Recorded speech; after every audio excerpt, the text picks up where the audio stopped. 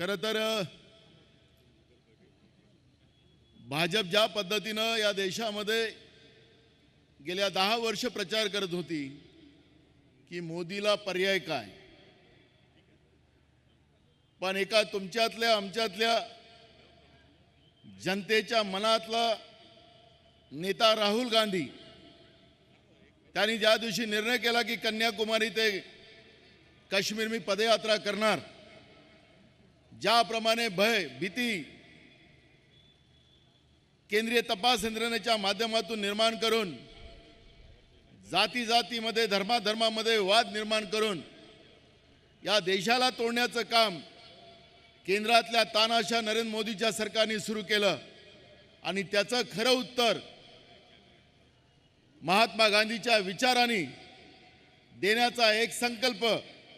आदरणीय राहुल गांधीजींनी केला आणि त्याला पूर्णत्वास नेलं। त्याचप्रमाणे मणिपूरमध्ये तिथल्या महिलांवर जो अत्याचार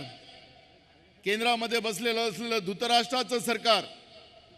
आणि त्याचप्रमाणे भाजपचं मणिपूरचं सरकार महिलांवर अत्याचार होत असताना त्यांची नग्न ढिंड काढत असताना त्यांची अब्रू लुटत असताना आणि त्यांना जिवंत पेटवत असताना त्याचा आवाजही सुद्धा देशामध्ये न पोहोचू देण्याचं काटकारस्थान ज्या पद्धतीनं केंद्रातल्या नरेंद्र मोदीच्या सरकारने केला आणि तोही आवाज घेऊन मणिपूर ते मुंबई